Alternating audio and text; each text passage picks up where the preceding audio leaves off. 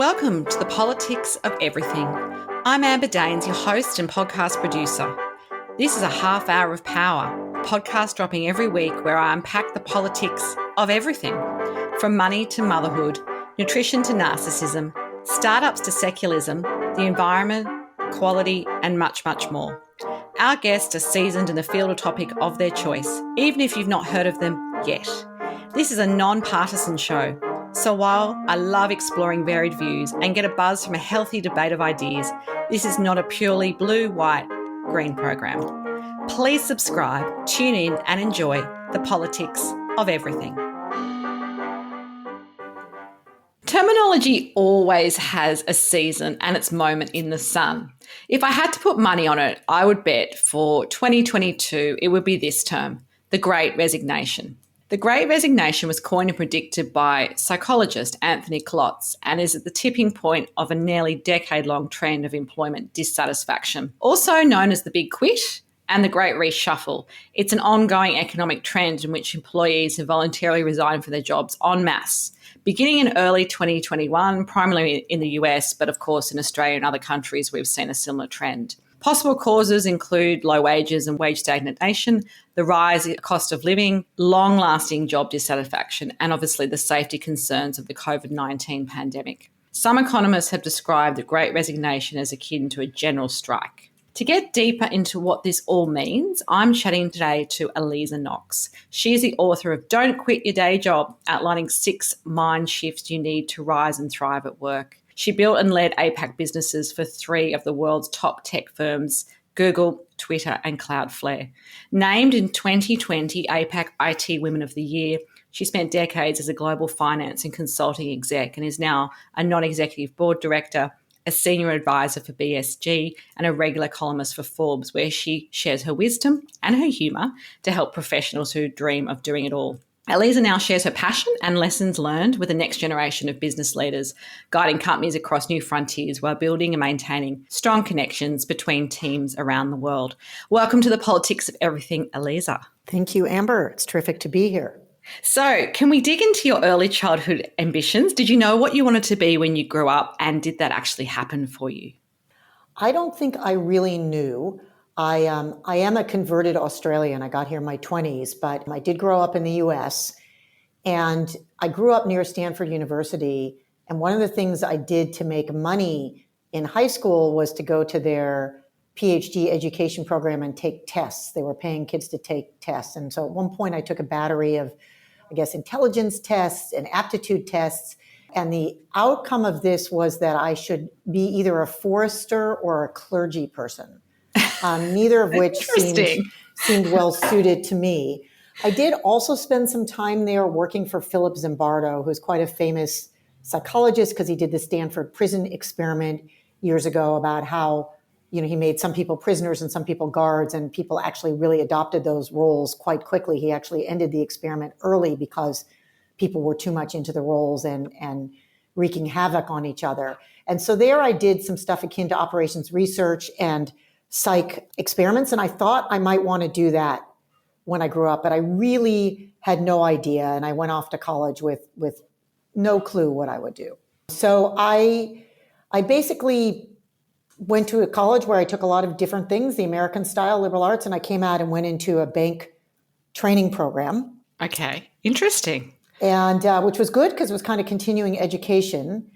And then ultimately, the way I describe my career, having been in tech now and software, Aliza 1.0 was the Boston Consulting Group, BCG, as you mentioned, and financial services, so Visa, Charles Schwab.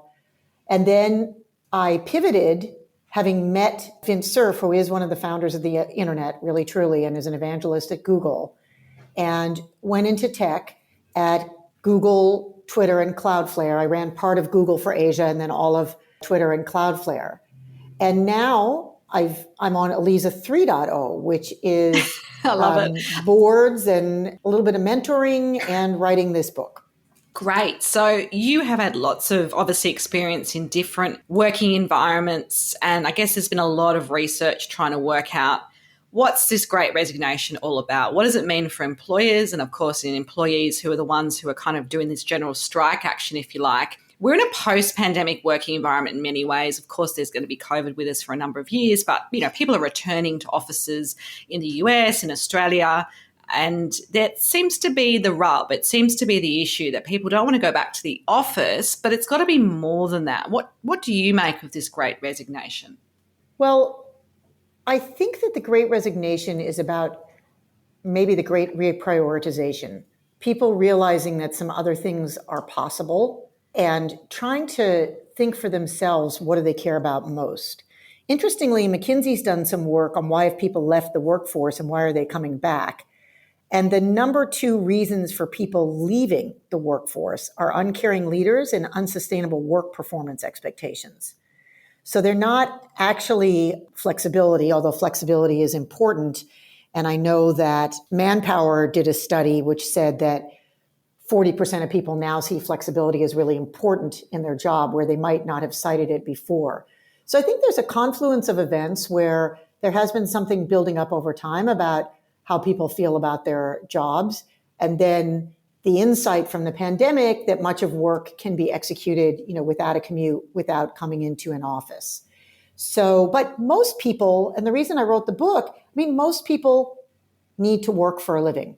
There are some people who are highly successful entrepreneurs, some people who go out on their own and run their own business as you do, and some people who don't need to work at all. But most of us spend most of our time working for someone else. And so I think the issue is people thinking through, what is success for me? What do I want out of career and life? And how do I get this? And that's what the book is about.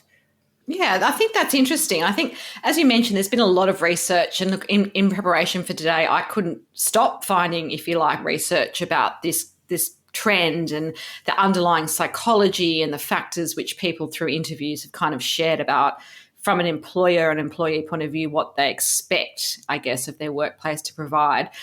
Workers, are they quitting work entirely to change careers because they're reevaluating their priorities? Or I'm wondering if they're quitting to pursue, a version of it. So, for example, I'll give you what I'm trying to get to is I saw a study which was mentioned in an article in the Guardian newspaper saying, is it possible that, say, Joe leaves his job and that's replaced by Susan, who left a job that is very similar to what Joe was doing before? So really, are they just swapping, is there a bit of naivety? They're kind of swapping jobs because it's, they work in financial services. They don't like that firm. That firm says, oh, well, I'll make sure that, 4 days a month, you don't have to come into the office. I'll give you all these perks. But at the end of the day, they're doing similar work, probably for similar pay, maybe a little bit more. But really, long term, there may not be a massive shift in people quitting. And, these firms that sort of saying there's a war for talent, they can't find people who want to come and work for them or good quality people. Is that sort of just a short-term thing? Like, what's your sort of long-term view of this? Well, so I think you're right about some of it being short-termism. Yesterday, I was with somebody who runs the Australian part of a large global law firm, and they were mentioning that they're looking at a lot of lateral hire lawyers coming across who are basically leaving similar jobs to come to them. And they're happy to have these lawyers coming across because there's some great talent, but they're thinking, hey, we're at huge risk because our lawyers are probably out having the same discussions. And I did suggest, funnily enough, what you kind of just mentioned, which was like a prisoner swap. Why don't you just go make a deal amongst the law firms? You have these 4, we'll take these 4. So that bit, I think, is a little bit of just switching for something different. And I think the New York Times, I know you've coined a lot of phrases here. They also had an article where they called it the quitagion, where, we're all influenced by other people. And if you look around your team and a third or a fourth have left, you think, well, what's the matter with me? Why am I not leaving? They know something I don't know, so maybe I should leave, which I think is not a great reason to leave. And I talk a lot in the book about things you can do around job crafting or working with your current employer to make your job into what you want. Because there is a cost to leaving. I mean, there's stress, there's having to prove yourself in a new environment.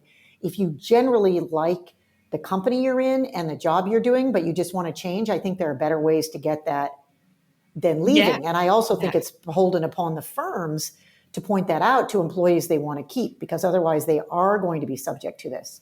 I think longer term, there is something maybe about having a slightly different approach to work. There's a business solver survey that says 90% of Gen Z employees, or Gen Z here, sorry, are much more likely to stay with an empathetic employer, which is not something that older people care that much about. I've recently spoken to a young person here in Sydney who is very happy in their job, was offered a promotion and twice as much money to go to New York, and turned it down, saying that they really prefer the lifestyle in Sydney. And that is, I think, more common now, and it was maybe less common when I was entering the workforce or when people were entering in the 80s and 90s, to say, no, thank you. I am putting my lifestyle ahead of my promotion or my pay. So I think maybe people are making different decisions than they would have, and thinking more about how do they get what they want out of life and their career. I don't think there's a balance. I don't like that term, but I do think I wrote a lot about nurturing your career as if you're in a relationship with it, the way you might be with a partner or a spouse. And I think people are trying to think about that more. How do they make both things work for them? Absolutely. And look, and in this sort of, plethora of studies out there, I think they are quite generational too. You just touched on Gen Z. So generally that's people born after 1995, which makes me feel very old, I have to say. Me too. Who make up a quarter of our workforce now. And I think some of them, they've done some studies, and so they've seen the great benefits package or their values match or whatever in the job ad and the interview process. And then there's this kind of disillusionment when they get in, when they realize, you know what, it's still a job, it's still a business, you're still there to make money for those people. And the coffee might be just as bad in one place or another. So some of it sounds like a little bit of what we all go through in our early careers, of just finding ourselves and finding the places that, have some alignment. But I suppose in my generation, and I'm Gen X, I always thought, even in my own business, 40% of stuff I love, 40% of stuff that I kind of hate, and 20% is kind of bearable, the admin and things like that. So asking for that sort of utopia sounds to me like people are setting themselves up for a bit of disappointment perhaps as well. Well, I do think there's a bit of that. Somehow over the last few decades, there's been a mounting expectation that, you work for a company that espouses your values. We're all looking for mission-driven companies, and then where you can exercise or fulfill your passions at work. And I think for some people that happens, but I do, in the book, I quote Kim Scott, who's someone I know from Google, who wrote a great book called Radical Candor. If you want to know that's more a about fantastic feedback. book. Yeah. And she's got a quote, I don't have it in front of me, but it's basically, expecting your work to fulfill your passion is a pretty high bar, and it's not going to happen for most people. And again, that takes me back to treating your career as if you're in a relationship with it, because you're going to be with it for 30, 40, 50, 60 years as we all live longer and often want to have things to do. The idea of retirement kind of sounds fun, but people who like to be busy, they might not want to do. Well, not when it's a third of your life, I think, these days, right? That's a long time. And so expecting that the work will fulfill your passion all the time, I'm not sure that's realistic. And maybe you're right. Maybe that's part of what people are finding out. That work is, I do think work can be fun. And I spent a lot of time talking about how to make work enjoyable. And I don't think people, don't quit your day job doesn't mean stay in a job that's awful. I think you should be able to mostly like your job most days. I don't know if it's quite the percentage breakdown you shared, but I agree. There's just bits you're not going to like, days that are going to be hard, or weeks or months, but generally mostly like your job. But it might be that some people are coming to the realization, hey, it's a job. That's why they pay me. I That's probably right. don't get You paid get a good for watching paycheck. Netflix. Hopefully it's quite a nice place to work. And, whether it's a small or large business, you get on with the people. But at the end of the day, it's still work. It's not as fun as probably, going to the Bahamas for a holiday, and it's probably not meant to be. Right, because they wouldn't probably pay us to go to the Bahamas for holidays. What a shame. I know. I am looking for that job. If you find it, could you let me know? Absolutely. Look, as a self-employed business owner myself, a big part of me has wondered perhaps some of the staff that got employed, but say they've stayed in their same business and they're now looking to leave or have just recently left, but it was pre-March 2020 when the world imploded. They were hired to go to the office 5 days a week, maybe one day work from home. That was kind of quite common, maybe part-time, depending on what their life stage might have been. they might have been able to accommodate a degree of flexibility because tech was sort of still around. We weren't so used to Zoom, but we were kind of okay with video calls and, being able to check into the office remotely. Surely people kind of couldn't expect that just because there's been a pandemic and you can work from home, that some companies are going to just let you keep doing that. You can't just pop the Zoom camera off, work in your tracksuit, kind of check in and be there, do work when you feel like it. Because at the end of the day, you're in a team. Most organisations require you to work as part of a team. I'm just wondering what the pushback reality is, when people don't want to come back, when really there's not as much of a health risk anymore. That can't be the excuse, if you like. That's interesting. I think so what I see is it certainly depends on the career in the business. Obviously, people in healthcare or, elder care, they've got to be somewhere physically, and they have been during the entire pandemic.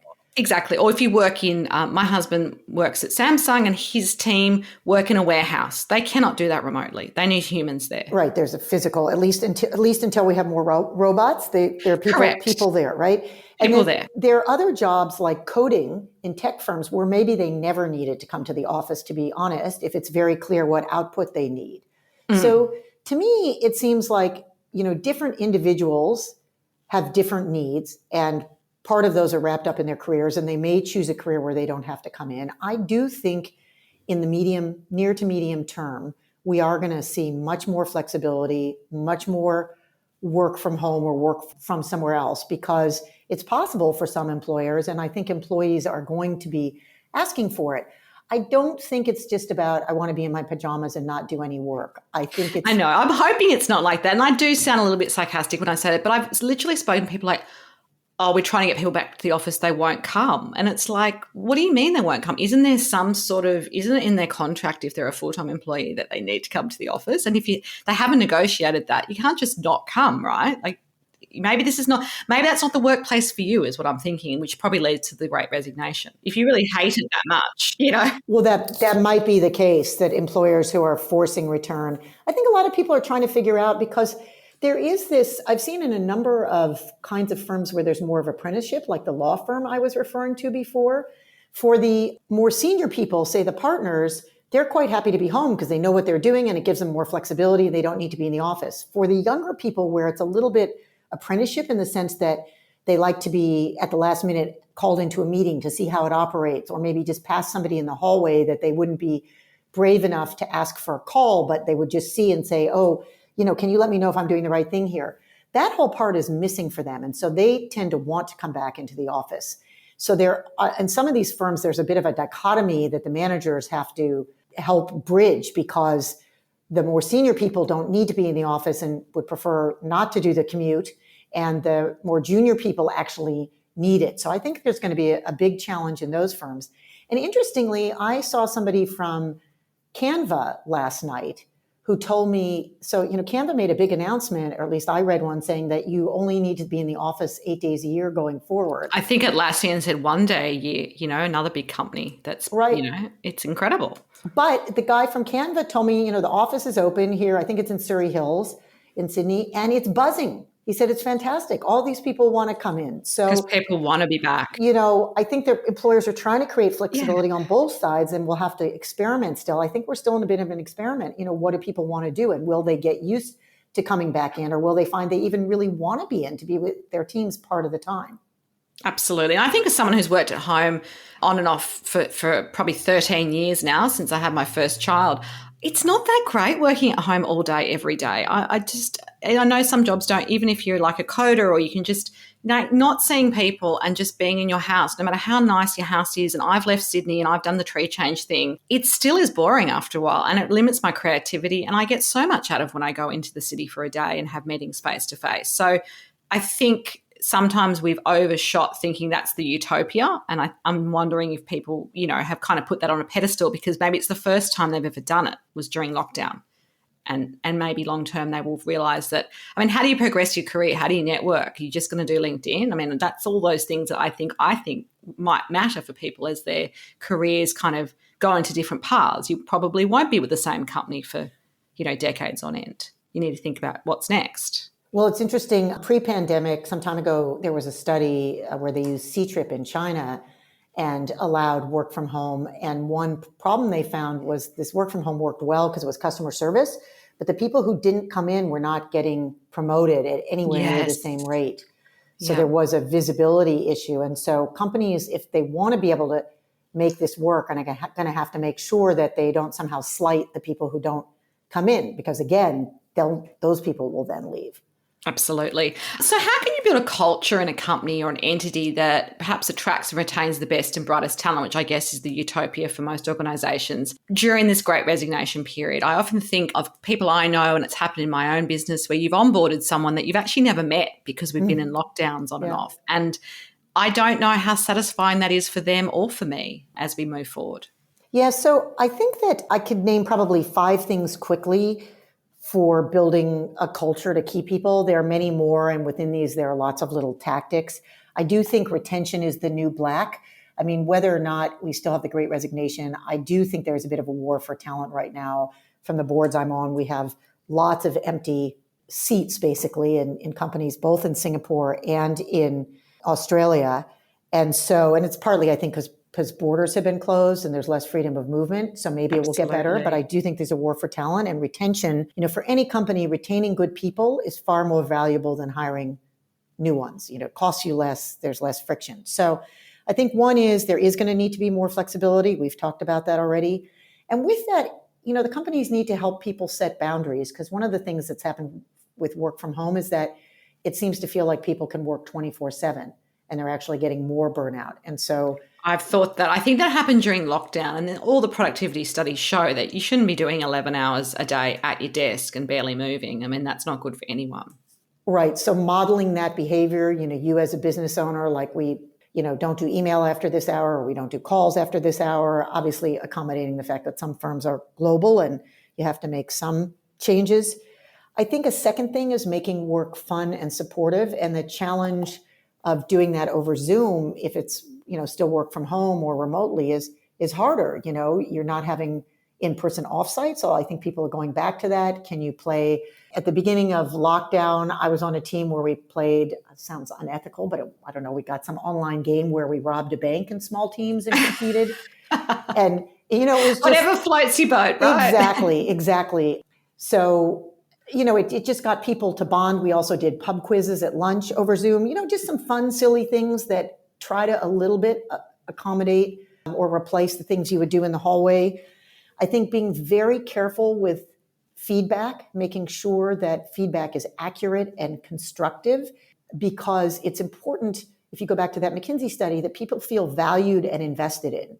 And feedback is the one way they really understand that you are watching as a manager or company and you want to develop them. I mean, obviously, it's good if you have some positive things to say, and then also, hopefully, you have some things that are constructive to help them develop. Number 4 is job crafting, helping people if they like the firm and they want to change. You don't want them to leave, but there's nothing else right now. There's a lot of literature right now on how to create the job you want within your firm. And then lastly, I think being really conscious of civility. There have been a number of things written. There's a study out of Portland State University in the US that the level of rudeness during the pandemic has skyrocketed.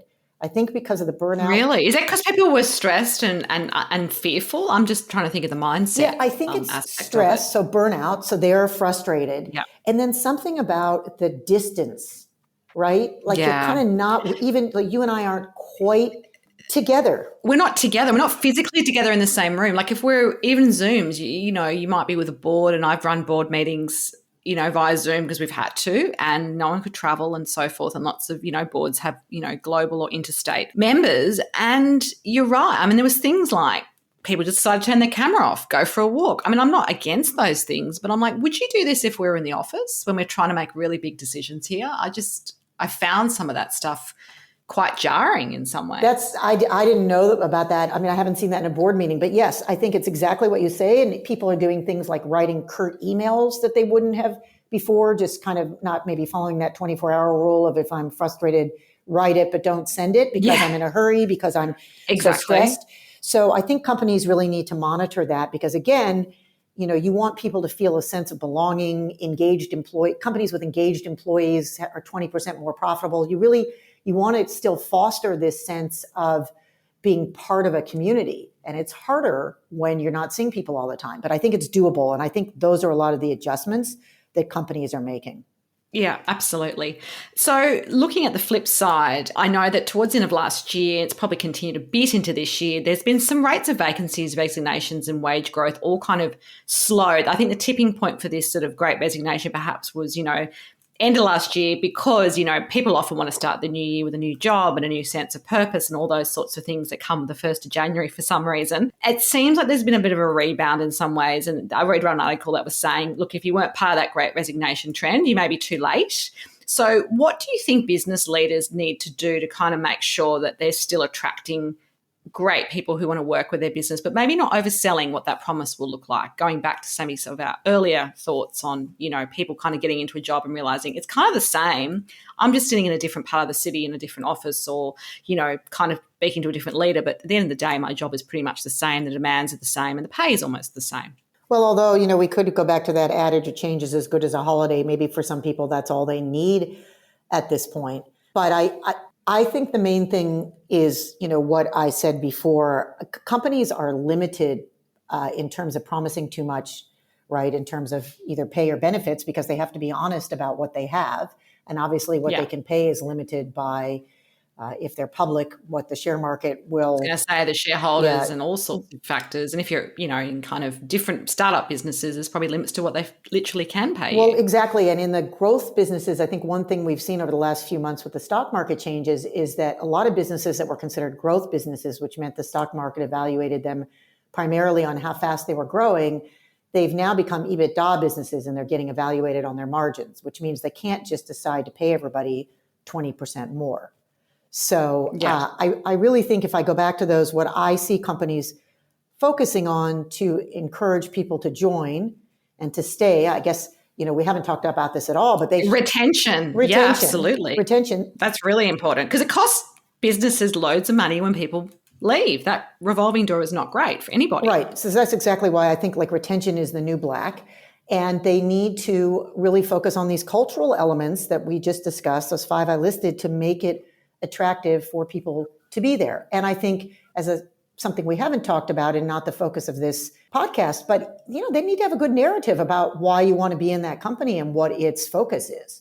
Yeah, I agree. And I think, the onus is on them, I guess, to kind of make that really clear and be transparent, I guess, about the reality of what it's like to work somewhere. Because at the end of the day, that's the thing. It's a job. They got to do what's best for the broader audience and maybe not so much an individualistic view of what makes it a great place to work. But, as a company, it's all got to come together. You've got to sing at the end of the day together, really, no matter what your job is in a business, is my understanding anyhow. Yeah, I think the job of the CEO is to lead it as a company together. Absolutely. Who've been your greatest mentors? Maybe think of one or two, and why have they made such an impact in your life and your career? So interestingly, I would say I have not had that many mentors. I have been in jobs where the people who really helped me. So Hans-Paul Berkner, who was the CEO of BCG and is now the chairman emeritus. Thomas Gergensen, they were both at BCG, as it happens, both of German origin, although Thomas is here in Australia, who really pushed me to be my best in my career when I was a consultant. But I think one of the reasons I wrote the book is that I haven't really had a single mentor, and possibly my own fault for not really seeking one out. And what I think is really good for most people, and I've tried to describe it, is building more of a board of directors. You mentioned you're on a board. I'm on some boards. And what I see is that these diverse sets of thinking, groups of people around a table, help come to a better insight than a single person.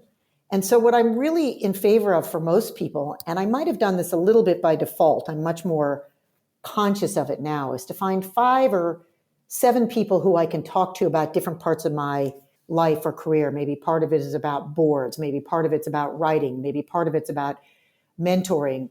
Getting advice from them. They might not even know they're on my board, and learning from them things I can do better and using that to kind of set direction and guide myself. And to me, that's a That's worked really well. In a particular company, you do need at least one sponsor or advocate. I think somebody who's going to really speak out for you, which is more than a mentor.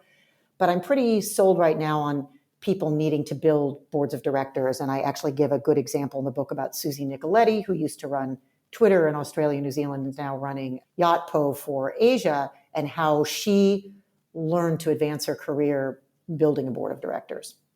Yeah, that's powerful stuff. If we spoke again in a year, what would be the number one thing you would have hoped to have changed in your business or career, and why? Well, for me, I wrote the book because I wanted to be able to scale my advice, or my insights, I guess is a better word, because you learn that in tech. Nothing's useful if it's not scalable. So in a very personal way, I'm hoping that Don't Quit Your Day Job in a year, we'd have a lot of responses that people said, hey, I read something in that book and that helped me better craft my job, or decide that it was time to do something else, or learn how to integrate my job and my life better. That's my hope. Very, very personal, perhaps egotistical, but that's what I've been thinking about. No, that's what this is about. It's about your personal goals. So I think that would be awesome if that was to actually happen. Final takeaway message for us on the politics of the Great Resignation. Don't expect your job to be everything in your life. Nurture it the way you would a relationship. So build in some flexibility, either with your employer or around your employer, to do things you care about or that are meaningful to you. And it'll make, I think, the overall package of work and life better for you, and you will rise and thrive. Excellent. Well, thank you so much for coming on to the Politics of Everything today, Aliza. It's been an absolute pleasure. And if you do want to connect with Aliza, there will be some details on the show notes as always. Until next time, take care. Thanks so much for listening today. If you've enjoyed the Politics of Everything, I thrive on your feedback. So please add a short review and share the podcast with your network through Apple, Spotify, and all the usual suspects. I'm always on the hunt for new and diverse guests. So if you or someone you know has a fresh idea you're busting to get out there, please email me at amber@amberdanes.com, and my crew will get back to you very soon.